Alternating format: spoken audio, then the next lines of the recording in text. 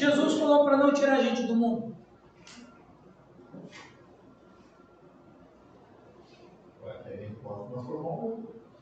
Por que quando o camarada se converte a Cristo, por que ele continua vivo? Por que Deus não leva para o céu?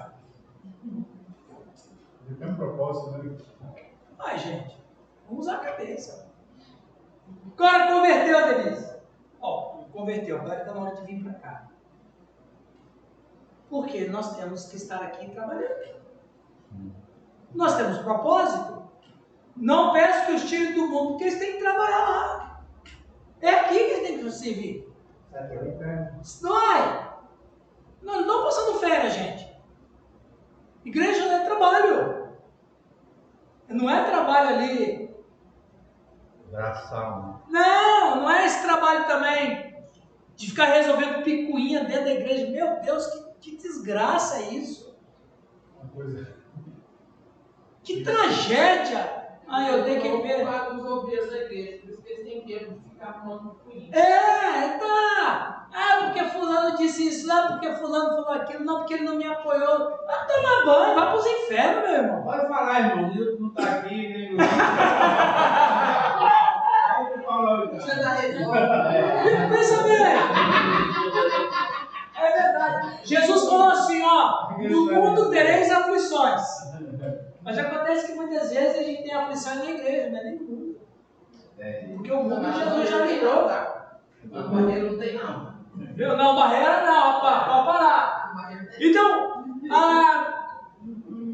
Giovanni, lê esse slide, por favor. É nesse mundo escravizado pelas trevas e em profunda alienação e desordem que a igreja está inserida. Embora não seja desse mundo, está inserida nele e tem uma missão a cumprir dentro do mesmo. Da mesma maneira que o Pai enviou o Filho ao mundo para cumprir uma missão, a igreja é enviada ao mesmo mundo para cumprir a sua missão. Assim como me enviaste ao mundo, Eu também os envio. eu também envio. Ué, peraí. Coisa errada? Alguém não está entendendo isso aqui. Alguém não está entendendo esse negócio.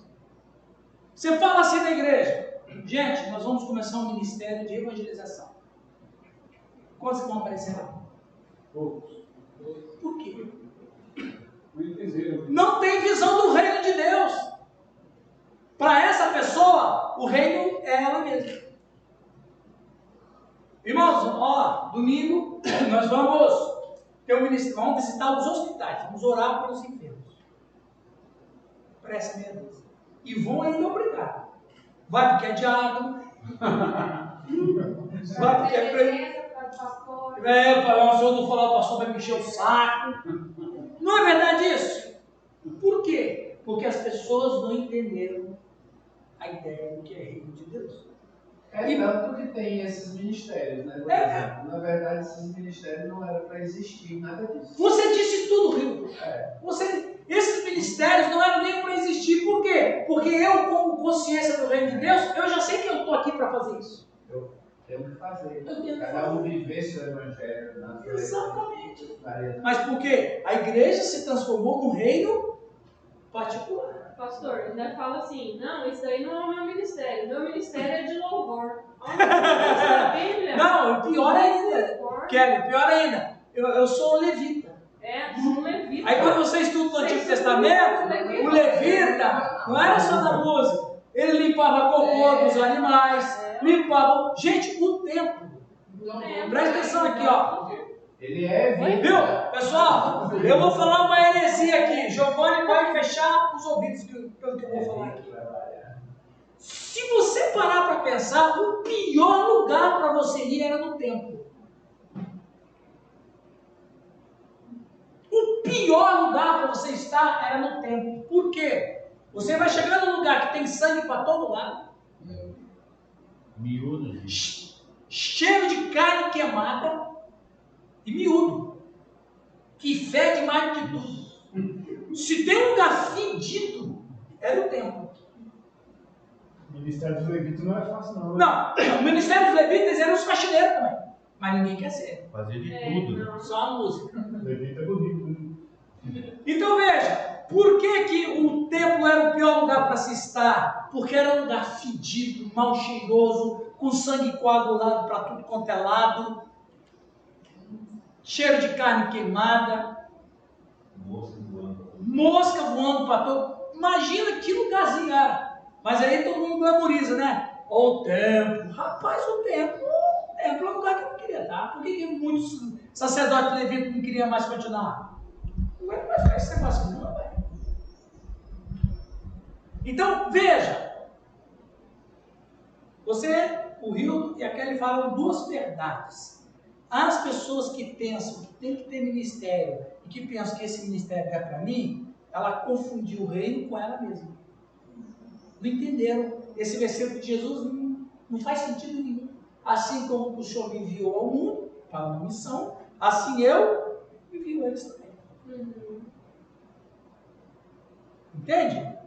Então, a igreja é o corpo de Cristo? Ela é o corpo de Cristo, a persona. O que o Cristo fez aqui? Ele serviu o reino de Deus, ele veio trazer o reino de Deus. Se eu represento o corpo dele, se eu sou o corpo dele, eu tenho que fazer a mesma coisa que ele fez. É lógico. Mas não é lógico, não entra na cabeça de muita gente. Segundo perigo é o da identificação da igreja com o mundo. Eu coloquei até ali o pastor ali, da igreja presbiteriana não fala ali. Ok? Vamos ler ali? Ô, Mateus, lê para nós ali, por favor. Quando a igreja perde a noção de que ela está no mundo para viver na sociedade, enfrentar o sistema pecaminoso do mundo como agente do reino de Deus, quando a igreja perde essa noção, ela se corrompe. É uma igreja que perdeu a separação das coisas, perdeu os valores éticos, o espírito de santidade, e quando essa atitude surge, ela deixa de ser sal e terra e luz do mundo. Exatamente. Então o que acontece? O segundo perigo é a identificação da igreja com o mundo. Em que sentido com o mundo? Ela não se incomoda com o sistema caído, com o sistema nada, mas ela se importa dela ter um tempo bonito, para ser um cartão postal. Eu vou apoiar aquele candidato para deputado estadual, federal, que eu quero receber benesses dele depois, eu quero pavimentar a frente da minha igreja. É isso aí. A igreja tem bons programas, né? A igreja tem que ter bons programas, as pessoas têm que vir aqui e sentir-se quase que um entretenimento gospel, né? Eu gosto de ir lá na igreja renovada de Japurá, porque lá, nossa, aquela música que eles cantam me faz tão bem. E a igreja, não é só uma senhora, como é que nós somos bons? A igreja que está com o mundo, recebendo glórias do mundo. Eu quero fazer um templo bonito para todo mundo. Isso aqui é a minha igreja. Pastor, mas eu vi, a gente viveu muito isso. A igreja identificava-se como o cristão, aquele é da igreja por causa, geralmente, de vestes. Exatamente, exatamente. Mas o camarada falou assim, esse André aí, rapaz, não é o seguinte, não mandar de bermuda não. Mandar de bermuda é pecado. Mas eu estou fazendo um chavo político para o candidato a deputado federal aqui, me dá coisas. Uai, que é isso? Isso é corrupção. Eu estou vendendo voto. Pastor, é o seguinte, se a sua igreja, se eu tiver apoio da sua igreja, então é o seguinte, eu sendo deputado, não vai faltar nada para a sua igreja. Aí o pastor chega lá, irmão, Deus está me dando a revelação aqui agora. Que nós temos que votar no candidato fulano. Igreja toda voto. O que é isso? Edificação da igreja comum. Receber as glórias do mundo. Receber benesses de político. Entende, meus irmãos? Então, você falou bem, Marcos, o pior tipo de mundanismo não é se o camarada está andando de bermuda. O pior tipo de mundanismo é dar mão para o sistema caído. E o que mais tem, né? É o que mais tem. A igreja abraçada com o sistema caído. Então, veja, quando a igreja ela não enfrenta o sistema pecaminoso, não, isso aí é pecado, você não dá para obedecer isso. Não, mas veja bem, politicamente correto é assim, não. Politicamente correto significa que Deus não se agrada disso, não. Não, mas vocês não podem falar desse jeito, é melhor a gente falar. Não, quando a igreja não enfrenta. Gente, nós temos que enfrentar o sistema pecaminoso, corrupção. Nós temos que enfrentar o espírito de vaidade dentro da própria igreja. Vocês já viram? uma coisa que a gente faz muito errada. Eu digo nós porque eu moro aqui no mundo e sou evangélico também. Aliás, Deus não é evangélico, viu?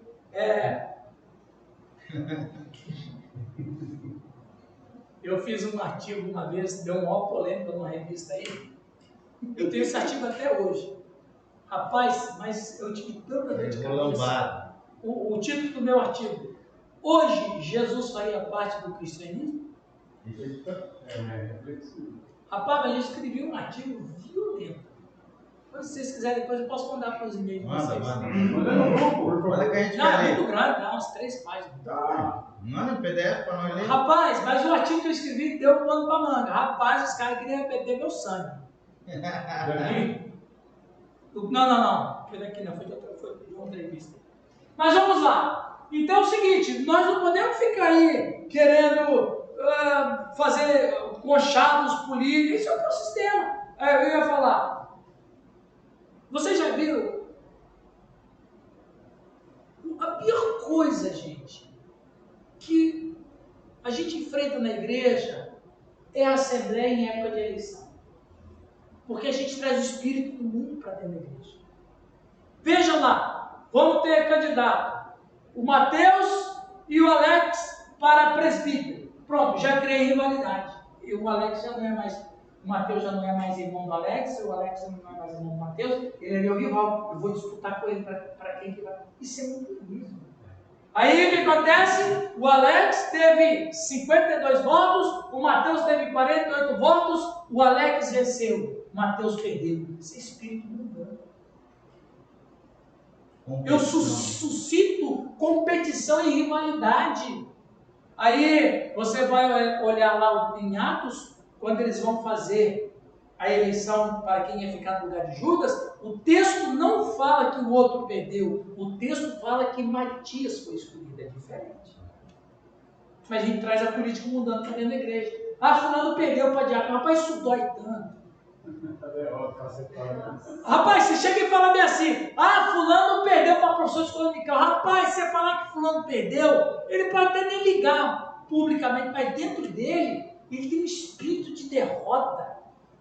E ele vai olhar aquele que venceu como aquele que eu perdi para ele. Aí tudo que ele fizer, ele vai sabotar. Eu vou sabotar, exatamente. Eu vou sabotar. Olha, eu fui num congresso uma vez.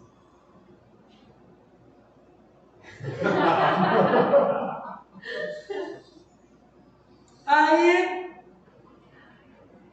teve eleição para presidente da instituição. Para começar o negócio, eu não falei nada, mas os candidatos para ser presidente estavam distribuindo santinho de manhã, porque a eleição ia ser à tarde. Nossa. Distribuindo santinho, vote em mim. Aí eu peguei dos dois. Distribuindo santinho, literalmente. Eu prometo fazer isso, os pastores vão receber um subsídio, vão. Prometer dinheiro, sério mesmo. Nossa. Em todas as instituições funcionam. Eu não sei se todos, mas nessa Pode até não liberar um santinho escrito, mas faz uma campanha. Mas o que é isso aí? Mundanismo. Aí, não, volte em mim porque eu vou fazer isso, vou abençoar os pastores, abençoar. Aí tá, aí foi lá, um candidato perdeu, né? Aí quem perdeu, chegou lá um senhor, um ancião até. Eu estou aqui, graças a Deus, eu queria ser presidente, mas os irmãos escolheram outro, não tem problema, mas eu vou dizer, eu pensando que o cara vai falar uma coisa boa, né? Eu quero falar para o irmão que ganhou, eu vou fiscalizar você, viu? Eu vou ser oposição, desse jeito, cara. Eu vou ser oposição, viu? Eu vou fiscalizar a sua presidência. Eu falei, meu Deus, eu estou isso aqui é coisa de igreja ou sabe, é eleição para sindicato de prédio. Não faltava um dedo, né? Então, é isso aqui, ó. Você quer destruir a sua igreja? Pega aquele ministério que, como o Rio bem falou, disse, aquele ministério que nem deveria existir, mas existe. Você fala assim, nossa, mas tem tanta gente nesse ministério de oração, vou fazer uma diretoria. Pronto, acabou. Acabou o ministério. Acabou o ministério. Mundanismo. Eu sempre falo assim, a igreja, como instituição humana, ela precisa ter uma diretoria para ela existir como pessoa jurídica. Aí você tem o presidente, o tesoureiro, o vice-presidente. Mas isso é para o mundo, não é para nós. Para nós, o Giovanni não é o presidente, ele é meu pastor. Para nós, o Marcos não é secretário, ele é um irmão de oração. Agora, para o mundo, quem é a diretoria? É o pastor Giovanni, é o pastor Mateus, é o pastor Alex, é a Denise, é a Kelly. Para o mundo é isso aí. Mas para o nosso círculo, tem isso não. Mas é isso aqui, né? Então, o que acontece, Giovanni? A igreja vive de atas sem atos. Ela sobrevive de atos sem atos. Atas, né? Sem atos. Vamos ver o que decidiu na ata aí. Isso! Exatamente. O que nós decidimos? Nós decidimos, mesmo que o que se decidiu, Deus não aprova. Nós decidimos que a igreja, a partir de hoje, não vai mais aceitar assim. Não, mas Deus aceita. Não, mas a igreja não aceita. Não é assim, Alex? Verdade. É aqui, ó. Vira praticamente uma Roma papal. Roma locuta, finita causa est. Vamos lá. Não, o pior é isso aqui, Giovanni. Ela perdeu essa unção. A igreja perdeu a unção, ela morreu. Né? Está morta. Está morta. É a igreja de Sardes. Tem nome do que vives, mas está morta, né? Denise, lê para nós, por favor. A igreja precisa influenciar a sociedade através do seu testemunho, porque, caso contrário, ela será apenas mais uma instituição humana que não gera nenhum tipo de transformação espiritual e ética na sociedade. Ela procura o poder humano e perde o poder do Espírito Santo. Ela se torna uma igreja secularizada, mundana, disputando o poder com outros poderes desse século. Exatamente. Esse aqui, gente, esse aqui é o problema. Olha lá, ó, uma vítima do sistema ali. Eu fui vítima do sistema também. O Rio não é atacado pelo sistema também.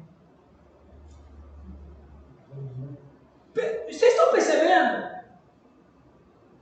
Então, se a igreja ela não influencia a sociedade, se ela não tem um testemunho, ela vai ser apenas uma instituição humana como qualquer uma outra. Uma escola, uma escola de línguas, um Lions. Olhando nessa perspectiva, dá para entender um pouco o porquê da igreja que tem crescido, dos desigrejados, né? Isso. De acordo com o IBGE de 2017, são 4 milhões de desigrejados. 4,5. Já aumentou. 4,5. São pessoas que de alguma maneira se decepcionaram. Não com Deus, mas com isso aqui. Então veja. Se ela não gera nenhum tipo de transformação espiritual e ética da sociedade, então ela está ocupando o que o Oswaldo disse. Ela está ocupando o quê? Inutilmente a terra, vou cortar. Aí como é que Deus faz uma igreja? Como é que ele fecha uma igreja? Ele fecha uma igreja tirando o Espírito Santo. Vocês podem ser reunidos à vontade. Eu não estou lá. Aí vira um amontoado de gente. É o templo, é a religião judaica quando Jesus estava. Exatamente. Ela não é uma pedra viva, ela é uma pedra morta. Pedro não disse que a igreja é pedra viva? Mas aqui tem igreja que virou pedra morta. Porque Jesus saiu de lá e tirou o seu espírito. Aí, mas a igreja está lá cantando bonito, o pastor está pregando, celebra a ceia, mas é tudo. Lembra lá da época quando Cristo veio a esse mundo a primeira vez? O templo estava lá, o sumo sacerdote estava lá, os sacrifícios estavam acontecendo, mas Deus estava onde? Deus estava lá no deserto com o seu sumo sacerdote, João Batista. Maior tragédia da igreja, né? A maior tragédia da igreja é a morte da igreja. Quando é que uma igreja morre? Quando o Espírito Santo sai dela.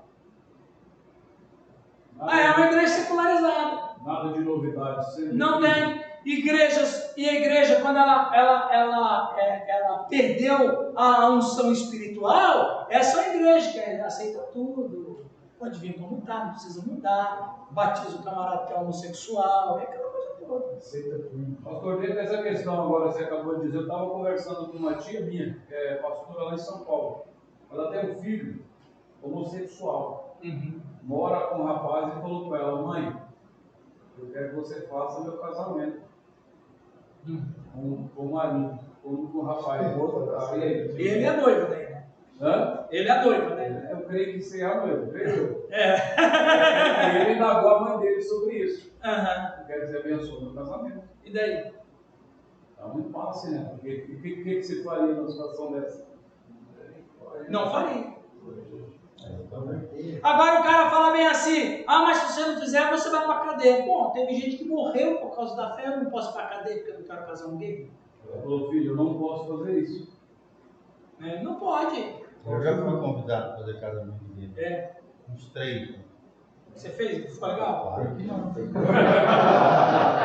Não, mas ela está vivendo isso, que é o filho dela. Aham. Você entende? É difícil.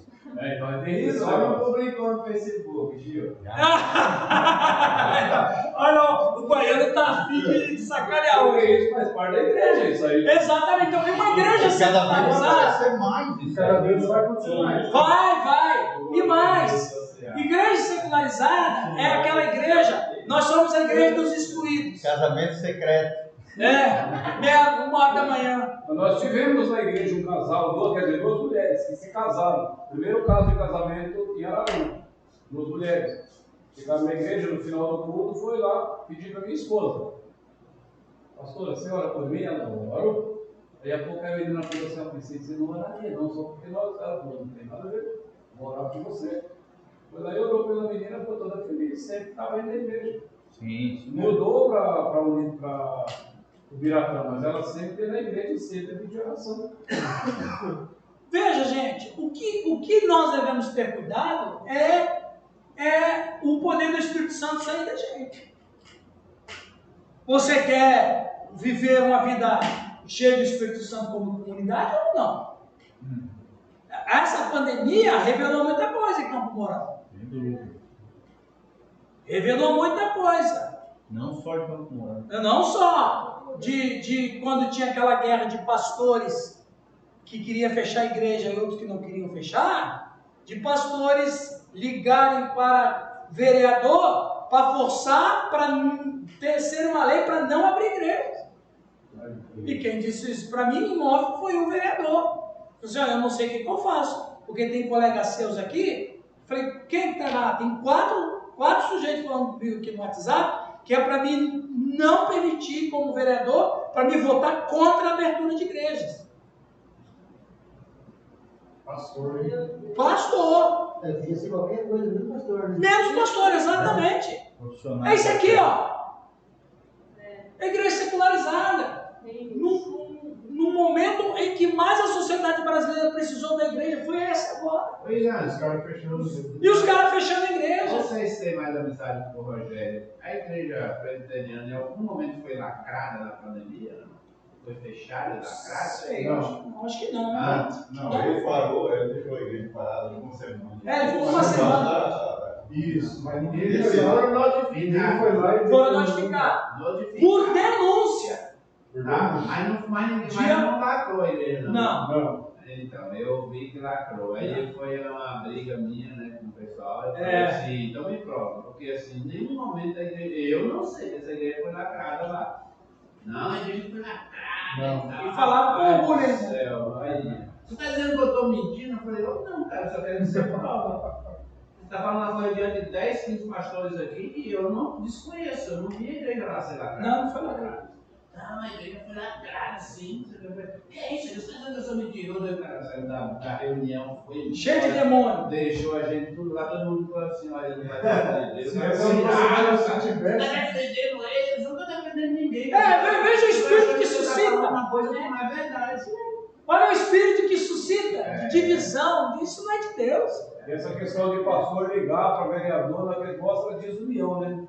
Dos pastores que Totalmente. deveriam ser todos unidos. Não teve isso aí não. Aqui na cidade não teve isso. Sim, Jacão. Se tivesse, né, até teria saído nos meios de comunicação, né? Sim. Pela proporção da situação. Essa pandemia revelou uma igreja que está cheia do Espírito Santo e uma igreja secularizada que perdeu a unção. Porque foi a época em que mais, um dia alguém veio falar comigo assim, pois é, porque na época, porque morreu até agora 400 mil pessoas. Eu falei, pois é, se não é a igreja orando, teria morrido 800 mil.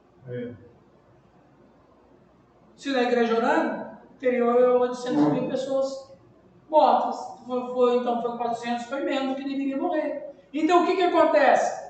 No momento em que a sociedade mais esperava que a igreja estivesse unida orando. Igreja unida não significa aglomerada.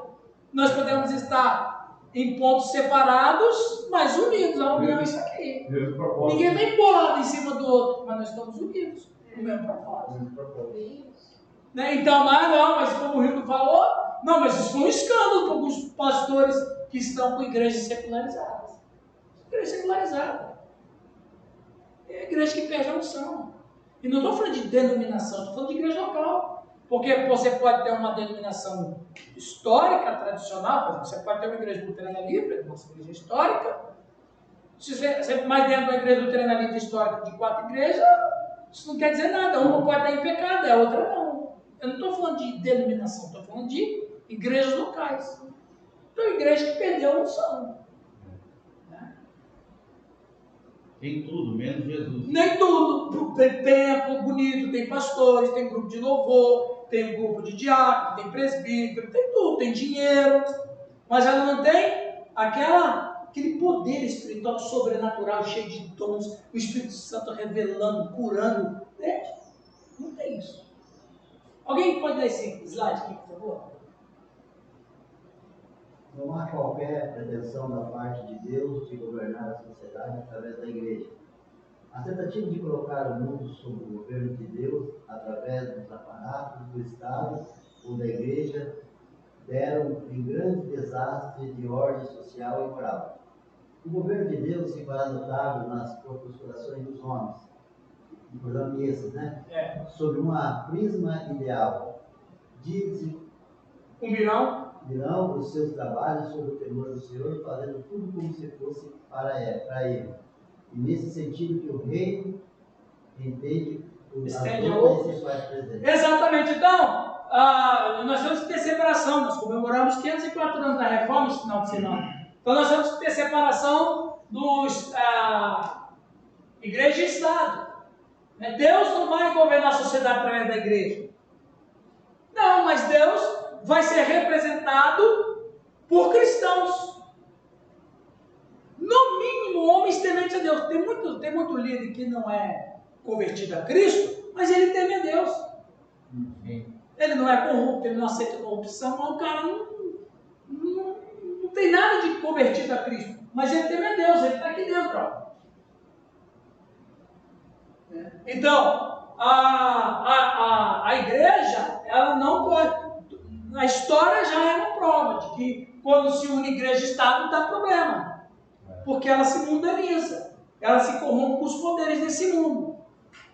Então a igreja, o que ela vai fazer? Ela vai cumprir o seu papel dentro da sociedade. Agora, um cristão, ele pode estar representando Deus, e esse é o problema.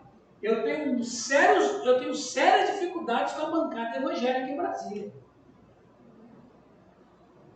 Porque a bancada evangélica de Brasília é um horror de mau testemunho.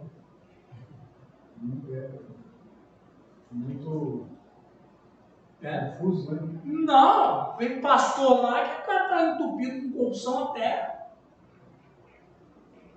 O que é isso? Então, a gente precisa, muito cuidado com essas questões. Então, E agora a gente vai receber muita série, né? Vai voltar agora. Ano que vem, eles começam a aglomerar na gente. E no culto. Exatamente. Até então, desaparecem. Não, só. Hoje o Mas foco aí no é- ano eleitoral, ou eles mandam os cabos eleitorais deles, os assistentes, ou eles pessoalmente vêm com o intuito de usar da nossa influência e instrumentalizar a igreja com os propósitos, muitos deles escusos deles. Né? Aham. E aqui os pastores... E olha, o duro, meus irmãos, é a gente saber que tem pastor que se ele apoiar determinado candidato, o candidato ganhar, o cara ganha sítio, ganha carro. Eu já sei disso, que eu já vi. O cara ganha, exatamente, o cara ganha carro, ganha dinheiro. Ô pastor, se você fizer campanha para mim na igreja e eu ganhar, você vai ter isso. O cara faz mesmo, isso é corrupção. Corrupção. Pura e simples. Pura e simples. Então, a igreja fica aí, se identificando com o mundo. Mas é o que o Marcos falou, não, você não pode usar bermuda, não, a mulher não pode usar calça comprida. Mas qual o pior mundanismo que tem na igreja? Legalismo do inferno. Ok, vamos ver outro aqui? Dá pra ler?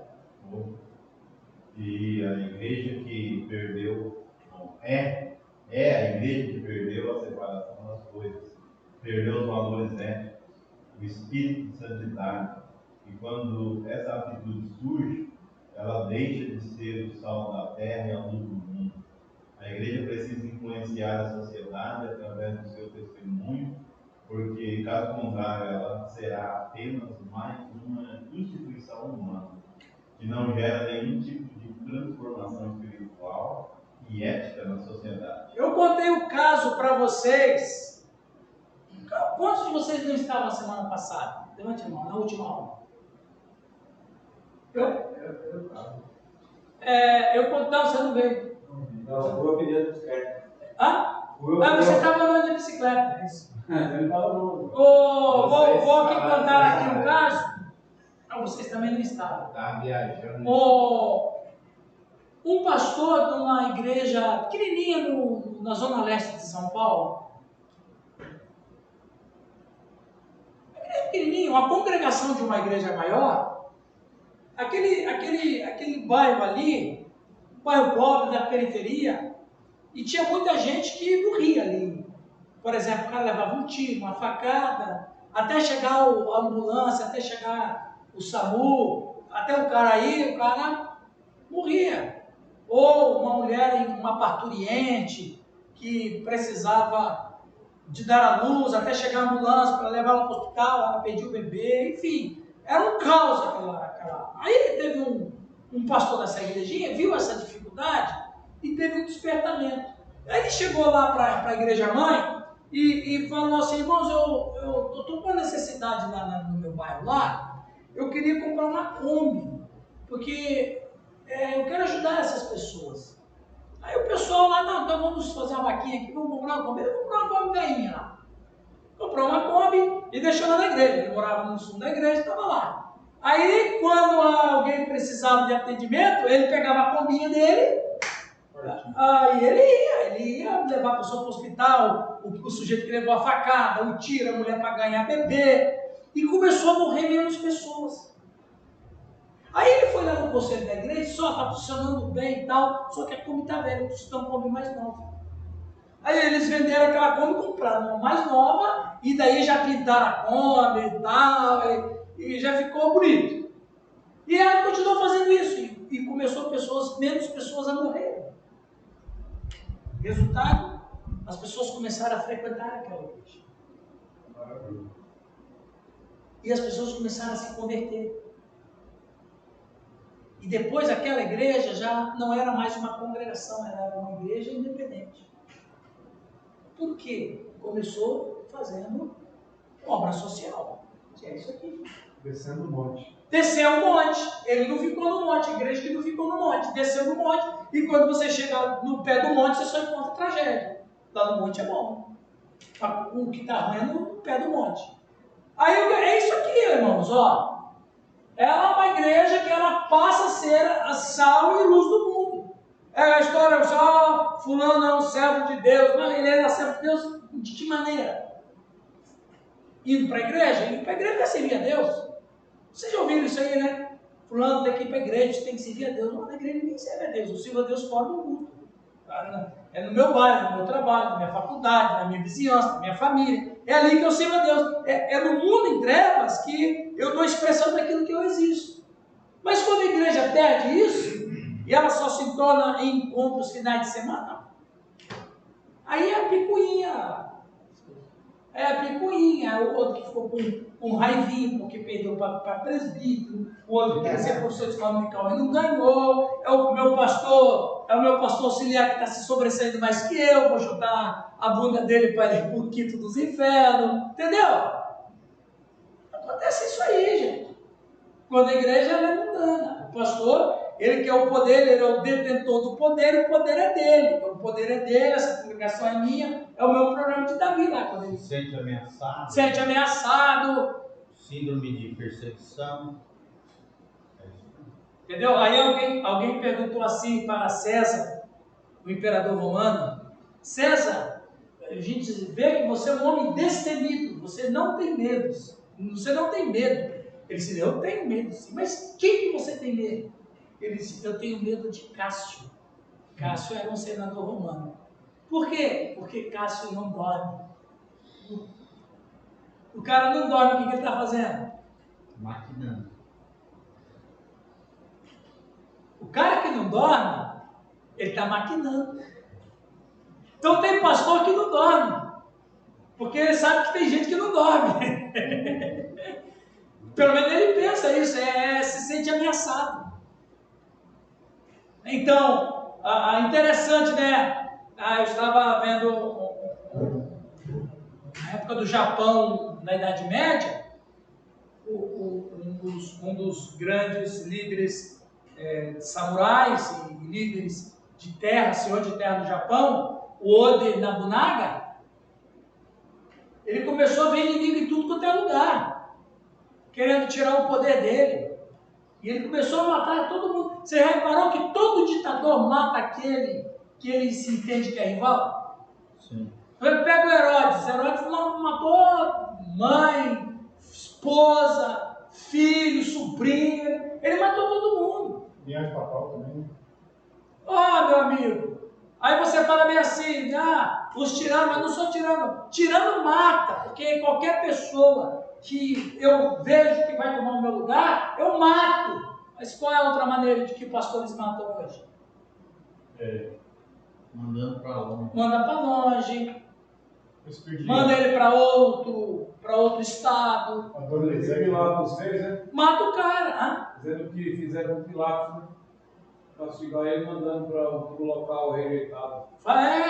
Então eu não vou dispensar você, mas não tem igreja para ir não. Você se vira aqui, a gente não precisa mais de você. E a igreja até que gosta, quem passou a auxiliar, o presbítero, entende? Então isso aí é igreja mundana.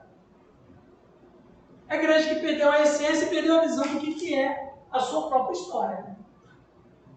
E o terceiro e último período, para a gente terminar, é a identificação da igreja com ela mesma. Alguém pode ler isso aqui para nós, por favor? Ela não se interessa com o que está acontecendo no mundo. Apenas se interessa no que está acontecendo com ela mesma. Com seus programas internos, suas programações. Ela não se interessa com o mundo que se destrói. Ela só se interessa sobre as deliberações que houve no concílio. E uma igreja assim perdeu o rumo, perdeu a visão, perdeu a história. Exatamente. Ela só está preocupada com o que acontece com ela.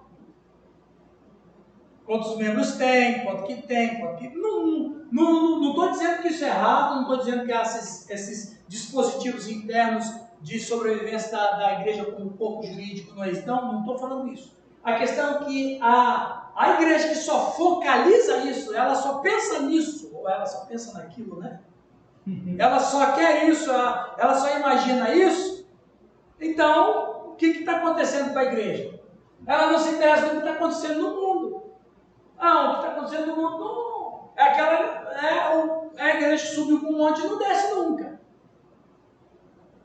É a mesma questão da parábola do bom samaritano.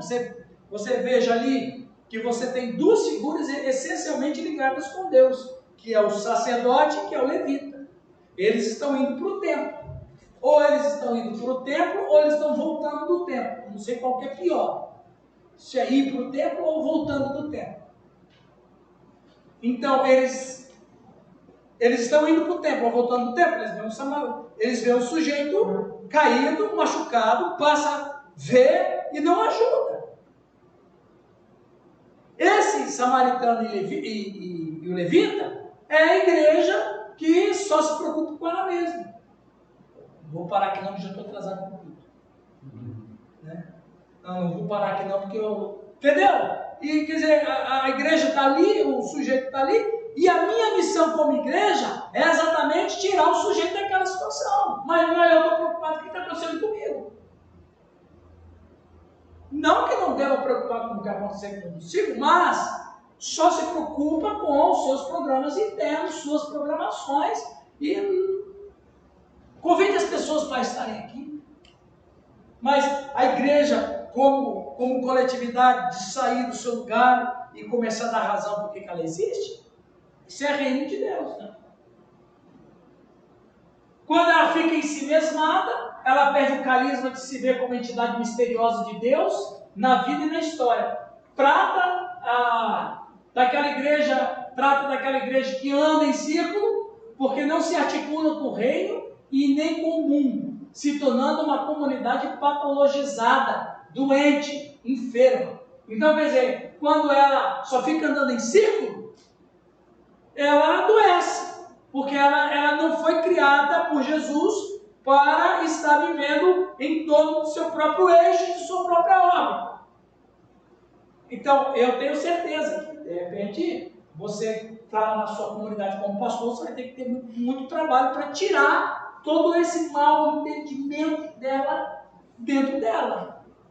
Como o Rio está compartilhando aí. Como é que eu vou fazer para a igreja entender que ela não pode viver pensando apenas em si? Olha, quando a igreja é um obstáculo, ela se torna um entrave para o interesse do reino de Deus em várias situações. Isso é grave, viu, gente? Isso é muito grave.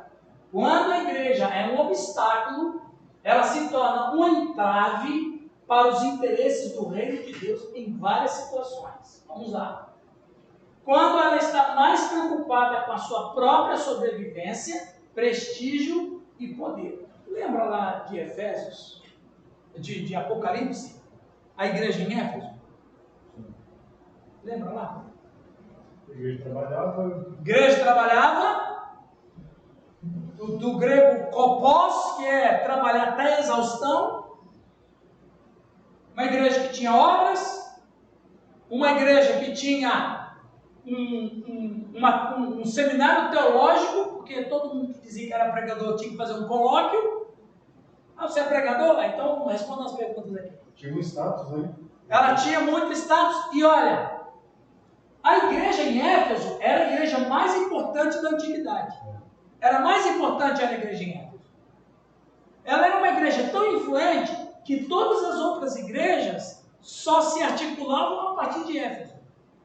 Eles faziam tudo o que Éfeso fazia.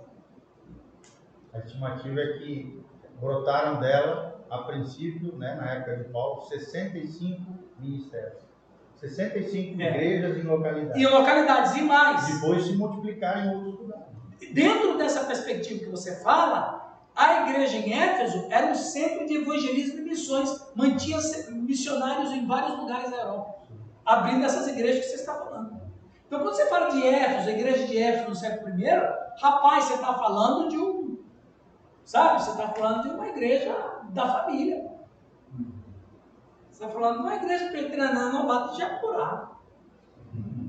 Você está falando de uma igreja Casa da Rocha em Moarama. Você está falando de um colosso. Mas aí qual era o problema deles? Abandonaram? O que você interpreta por isso? Você já pregou, você já leu, você já ouviu pregações, você já leu. O que você interpreta primeiramente?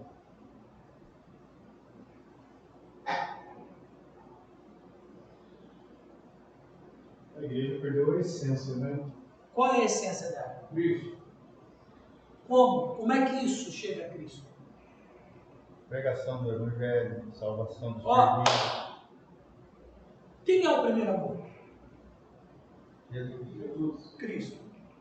Agora veja, esta igreja alcançou um nível tão alto que ela começou a amar a si mesma.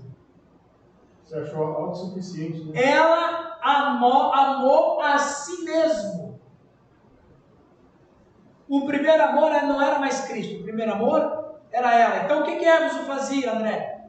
Tudo que ela fazia, não fazia mais para Cristo, fazia para sustentar a sua fama, Prestígio. seu prestígio. Ó, gente, nossa igreja é conhecida que essa programação não aqui, a cidade toda vem aqui porque, meu, abre o olho, abre o olho. Vamos falar daquele evento de Camboriú. Não sei se existe até hoje, mas era uma forma de... Acabou. Acabou por corrupção. Correu o mundo. Mas quem que fechou aquele lá? Deus. Então veja, olha só. Babilônia. Exatamente. A igreja em Éfeso, ela está nesse perigo ali. De ficar em si mesma. Então, você falou bem, Giovanni, ela tinha missionários em mais de 60 lugares, ela tinha um centro de teologia, ela trabalhava para Jesus até a exaustão, mas ela trabalhava para que finalidade? Porque ela atingiu o nível que ela passou a amar a si mesma e deixou o amor de Cristo. Soberba.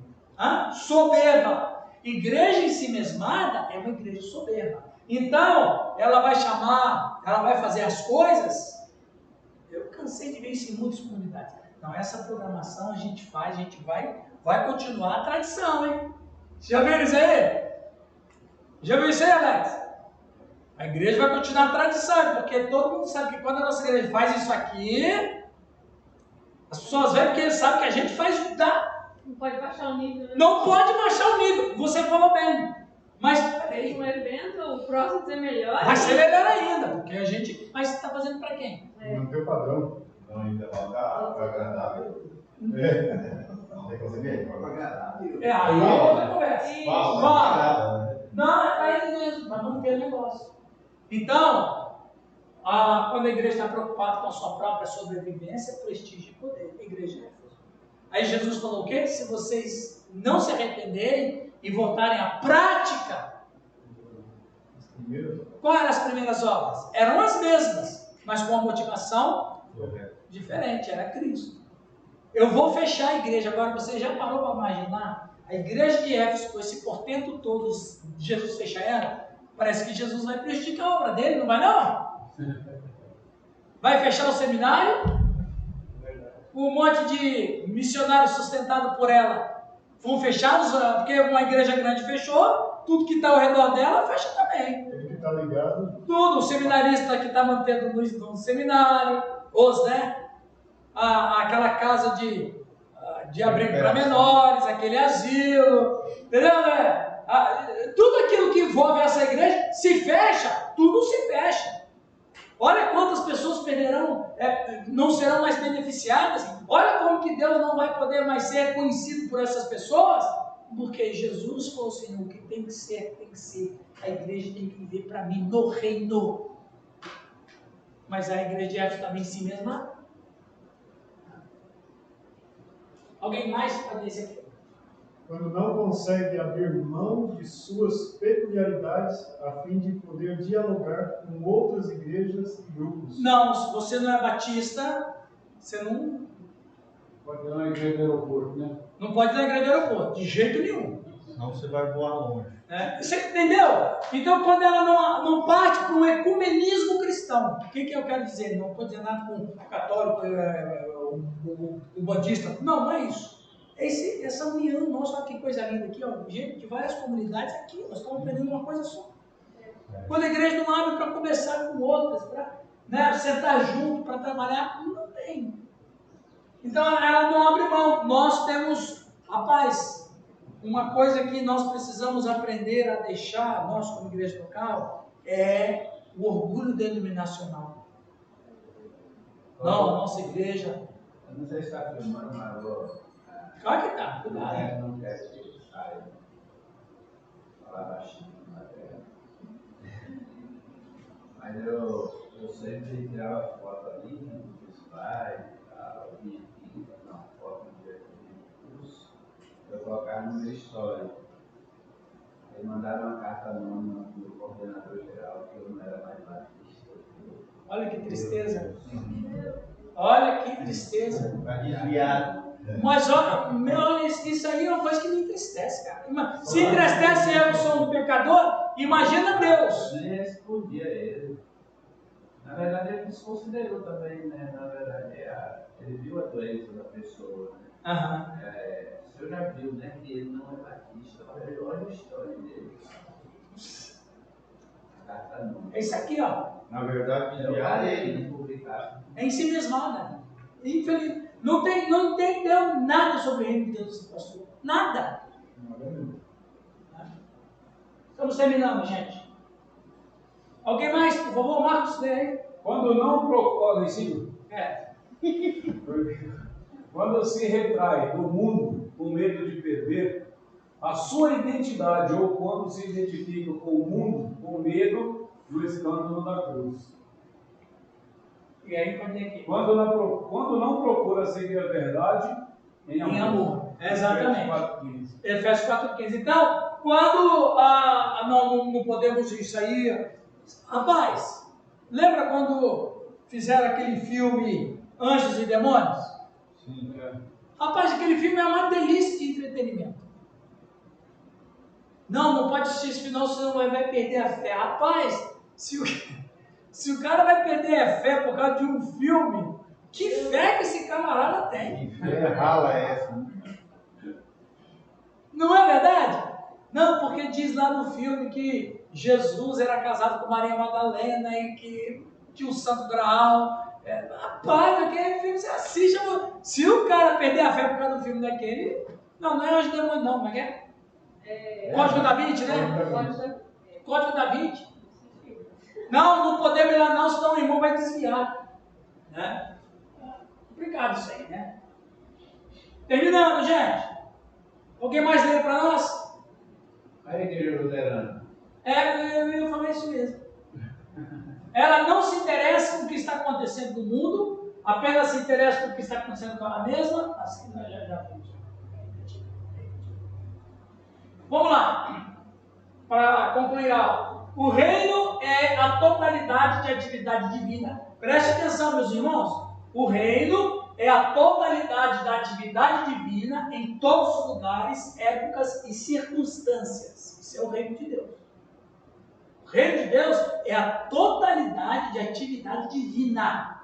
Todos os lugares. Em todos os lugares, em todas as épocas. Então, não é um privilégio da igreja do século XXI conhecer o reino de Deus e saber do reino de Deus. Não, o reino de Deus existe. Sempre existiu. Ele ficou um tempo longe, aqui, quando ele se perdeu.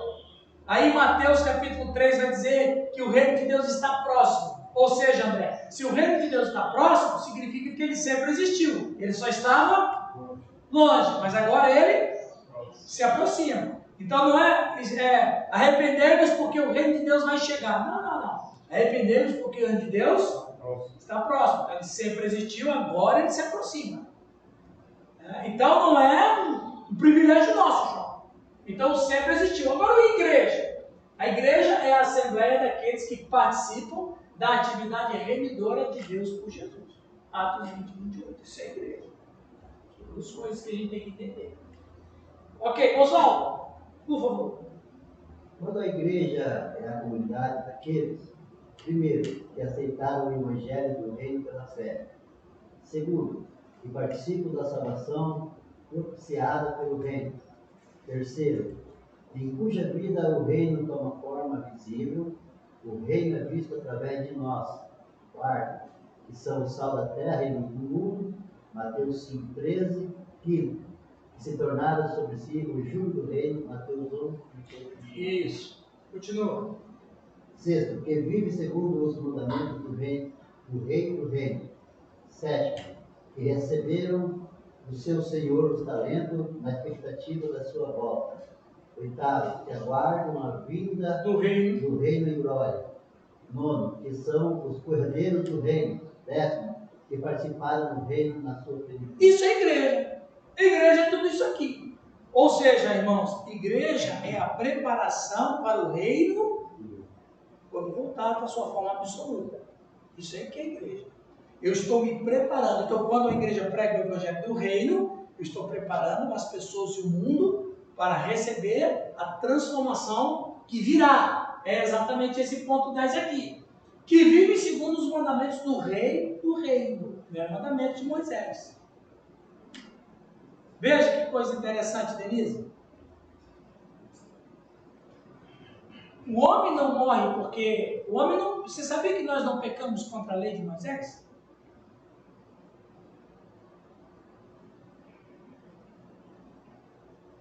A gente não está mais debaixo dessa lei. Não. Até antes, Jeová. Preste atenção. Nós nunca pecamos contra a lei de Moisés. Porque quando a lei de Moisés chegou, a gente já estava morto.